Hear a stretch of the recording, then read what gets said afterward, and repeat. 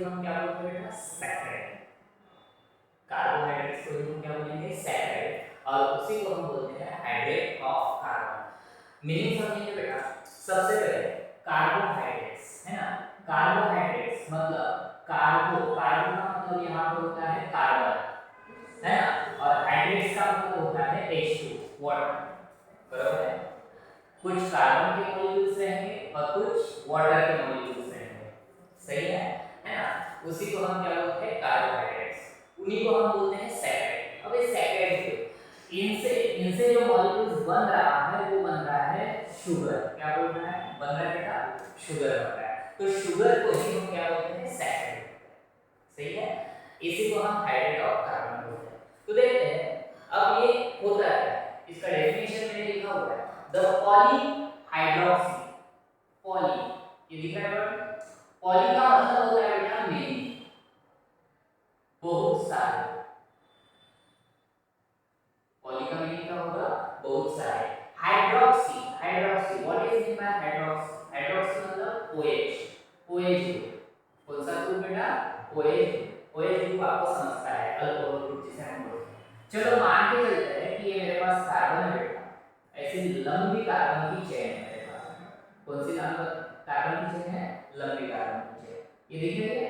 यहाँ पर मैंने क्या किया हुआ है, हाइड्रोजन ऐसे लगाया हुआ है और एक तरफ OH लगाया हुआ है, एक तरफ हाइड्रोजन लगाया हुआ है, एक तरफ OH लगाया हुआ है, एक तरफ हाइड्रोजन लगाया हुआ है, एक तरफ OH, यहाँ पर OH हाइड्रोजन, हाइड्रोजन OH, और यहाँ पर मैंने लगाया है CHO, ध्यान, ये कार्बन मतलब कार्बन दिखा, प्लस वाटर, वाटर मतलब ये OH और H दिखा बेटा, ये OH और H, H2 दिखा। अब मुझे बताओ यहाँ पर ये देखिए पॉली, पॉली का मतलब क्या होगा, बहुत सारे, बहुत सारे। हाइड्रोक्सी, हाइड्रोक्सी ग्रुप मतलब OH ग्रुप, देखिए OH ग्रुप है ना, बहुत सारे OH ग्रुप जिस कार्बन के साथ अटैच है ना, जैसे कि फॉर एग्जांपल वो एक तो अल्डिहाइड ग्रुप हो सकता है, अल्डिहाइड ग्रुप, या तो वो कौन सा ग्रुप हो सकता है, कीटोन ग्रुप, ध्यान में रखना है ना, मैं आगे आगे जाते जाते आपको बताते जाऊंगा है ना, जैसे जैसे आगे बढ़ूंगा टॉपिक में आपको समझ आएगा।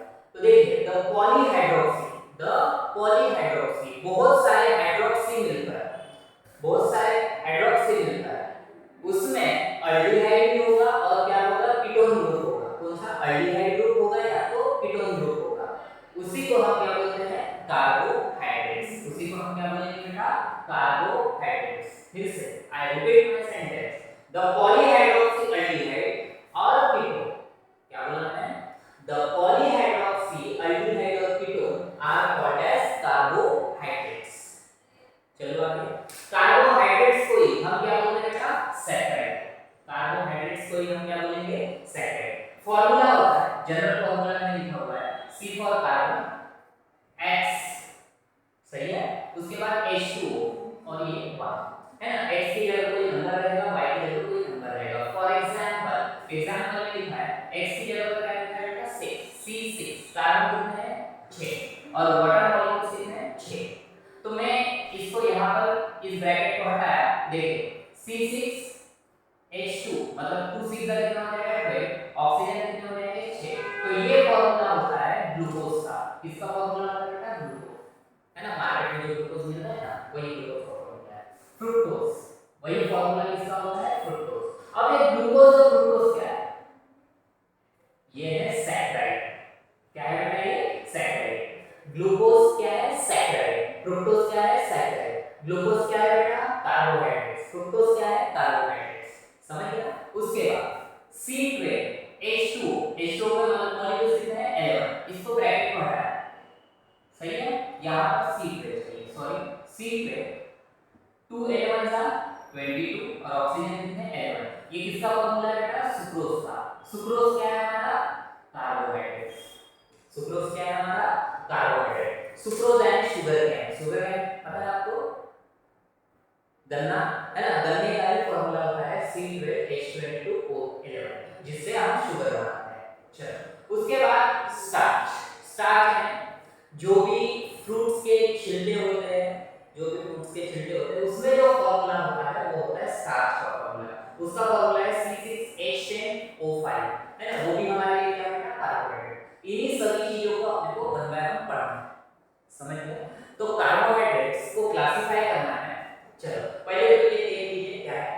Carbohydrates saccharide hydride of carbon. Carbohydrates किसको बोलते हैं ना, the polyhydroxy aldehyde, polyhydroxy aldehyde और ketone are called as carbohydrates. Carbohydrates को ही हम क्या बोलेंगे, सैकराइड। लिखा हुआ है फॉर्मूला CHH2O एग्जाम्पल। उसके बाद classification of carbohydrate saccharide, classify करो। उसमें तीन क्लासिफिकेशन करूंगा। सबसे पहला है मोनोसैकराइड्स, फर्स्ट पहला क्या है, बोलो बोलो, मोनोसैकराइड। दूसरा ओलिगोसैकराइड, दूसरा क्या है ओलिगोसैकराइड। तीसरा क्या है ट्राइसैकराइड, सॉरी तीसरा क्या है हमारा पॉलीसैकराइड। देखिए फिर से, पहला first monosaccharide, second is oligosaccharide, third is polysaccharide. फिर से एक बार, फर्स्ट क्या है हमारा मोनोसैकराइड, दूसरा ओलिगोसैकराइड और तीसरा क्या है पॉलीसैकराइड। वन बाय वन करके देखते हैं। मोनोसैकराइड सबसे पहले तो आपको समझना पड़ेगा, जैसे कि 1 है, 1 के कितने टुकड़े कर सकता हूं, ओनली 1, सही है। हमारे पास 2 है बेटा, कितने 2, 2 के कितने पार्ट कर सकता हूं, 1 1। हमारे पास 3 है बेटा, 3 के कितने पार्ट कर सकता हूं, 1 1 1, मतलब 3 यूनिट बना सकते हो उसके, है ना। जैसे कि हमारे पास 4 है, तो 4 के कितने यूनिट बना सकते हैं हम, 4, 1 2 3 4 बनेगा 4। चलो तो देखिएगा क्लासिफिकेशन ऑफ कार्बोहाइड्रेट्स। पहला है मोनोसैकराइड। मोनो का मतलब होता है ना, मोनो है ना, ये जो मोनो दिख रहा है, मोनो का मतलब होता है 1 यूनिट। मोनो का मतलब क्या होता है, 1 यूनिट। उसमें कितने सैकराइड रहेंगे, 1 सैकराइड, ओनली 1 सैकराइड, 1 सैकराइड, समझ गया है ना, 1 यूनिट रहेगा, उसमें सिर्फ 1 यूनिट रहेगा। The saccharide which do not hydrolyse, hydrolyse का मतलब होता है वाटर, हाइड्रोलाइज मतलब वाटर। अगर मैं उसमें वाटर डाल देता, ऐसा सैकराइड जिसके अंदर मैं वाटर डाल देता हूं, तो वो सिंपल आपको क्या देगा बेटा, ओनली मोनोसैकराइड देगा, ओनली मोनोसैकराइड। उसमें कोई बदलाव नहीं आएगा, कोई यूनिट्स नहीं बनेंगे, हाइड्रोलाइज ही नहीं होगा, वाटर में घुलेगा ही नहीं, समझ गया। तो देखिए the saccharide which do not, क्या लिखा हुआ है, ऐसा saccharide which do not hydrolyse, do not hydrolyse मतलब वाटर में नहीं घुलेगा, उसको ही हम क्या बोलेंगे, मोनोसैकराइड, उसी को हम क्या बोलेंगे, मोनोसैकराइड। पहला एग्जांपल लिखा हुआ है ग्लूकोज, बराबर है, इसके 2 टुकड़े नहीं होंगे, वो सिंगल ही रहेगा, ग्लूकोज ही रहेगा, ओनली 1 यूनिट रहेगा। ओनली फ्रुक्टोज भी ओनली 1 यूनिट, समझ गया। राइबोज भी ओनली 1 यूनिट, उसका एक ही यूनिट रहेगा, वो 2 पार्ट में डिवाइड नहीं होगा, समझ गया। उसी को हम क्या बोलेंगे, मोनोसैकराइड। उसके बाद है ओलिगोसैकराइड। क्या है बेटा, ओलिगो का मतलब होता है 2 to 10, 2 to 10। देखिए मैंने डेफिनेशन में लिखा हुआ है 2 to 10, 2 से लेकर 10 तक। देखिए लिखा हुआ है the saccharide which on hydrolysis, उनका क्या होगा, हाइड्रोलाइसिस करूंगा तो मुझे कितने यूनिट मिलेंगे, 2 और 10, मतलब 2 से लेकर 10 तक हमें क्या मिल सकते हैं, यूनिट मिल सकते हैं। किसके यूनिट मिलेंगे, मोनोसैकराइड से। किसके यूनिट मिलेंगे, मोनोसैकराइड। जैसे कि फॉर एग्जांपल 2 है, 2 का 1 मतलब 2 यूनिट मिल सकते हैं। जैसे कि फॉर एग्जांपल ग्लूकोज मिल सकता है, उसी में से फ्रुक्टोज मिल सकता है, 2 यूनिट मिले। उसी के जैसे अगर 3 है, 3 यूनिट मिल सकते हैं। फॉर एग्जांपल यहाँ पर देखो रेफिनोज लिखा हुआ है, ग्लूकोज मिल सकता है, फ्रुक्टोज मिल सकता है, गैलेक्टोज, तो कितने यूनिट मिले बेटा, 3 यूनिट मिले, समझ आया। तो वैसे ओलिगो का मतलब होता है 2 से लेकर 10, 2 से लेकर 10 यूनिट जहां पर मिलते हैं, किसके बेटा, मोनोसैकराइड, किसके, मोनोसैकराइड। तो देखिए the saccharide which do not, sorry oligo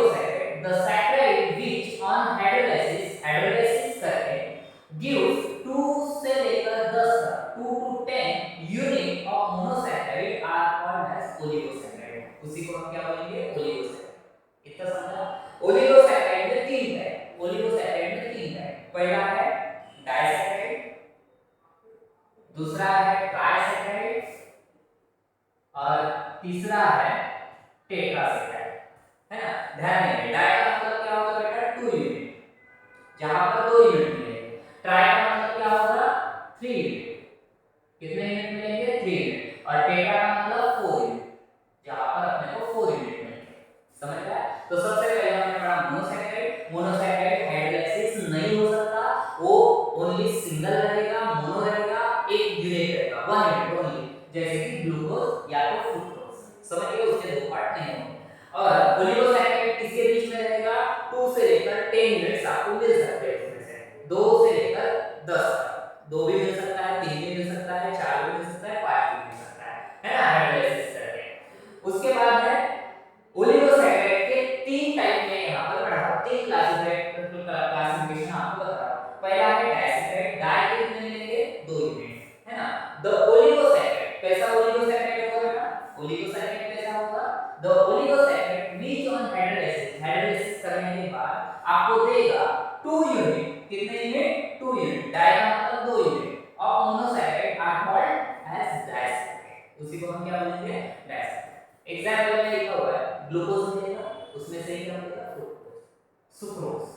sucrose को अगर मैं हाइड्रोलाइसिस करता हूं तो मुझे क्या मिलेगा 2 यूनिट मिलेंगे ग्लूकोज के और फ्रुक्टोज, 2 हो गए। उसी के जैसा अगर माल्टोज लेता एग्जांपल, तो मुझे क्या मिलेगा ग्लूकोज, और सेकंड यूनिट भी हमको क्या मिलेगा ग्लूकोज। कितना समझा? तीसरा है लैक्टोज, लैक्टोज में भी आपको क्या मिलेगा ग्लूकोज, और एक मिलेगा गैल्यूकोज। कितना समझा आपको? चलो आगे बढ़ते हैं। ट्राइसैकेराइड, नाम में ही आंसर है, ट्राइसैकेराइड मतलब 3 यूनिट मिलेंगे, सैकेराइड के कितने 3। चलो, तो the oligosaccharide which on hydrolysis give 3 units, देखा बेटा ओनली 3 यूनिट्स, है ना, किसके मोनोसैकेराइड आर कॉल्ड ट्राइसैकेराइड। तो देखिए एग्जांपल में लिखा हुआ है रैफिनोज, रैफिनोज में 3 मिलेंगे ग्लूकोज, फ्रुक्टोज और गैल्यूकोज। समझ गए? 3 यूनिट। टेट्रा में कितने यूनिट मिलेंगे 4, है ना। तो ओलिगोसैकेराइड व्हिच ऑन हाइड्रोलाइसिस, उसको हाइड्रोलाइसिस करने के बाद कितना यूनिट मिलेगा बेटा 4 units of monosaccharide are called as tetrasaccharide. कितने यूनिट मिलेंगे 4 यूनिट्स, ये बात आपको ध्यान रखना सही है। स्टाइचोस ये एग्जांपल है, उसमें देखो पहले ग्लूकोज 1 यूनिट, फ्रुक्टोज, उसके बाद गैलेक्टोज प्लस गैलेक्टोज, ऐसे 4 यूनिट दिया है ना। और लास्ट है पॉलीसैकेराइड।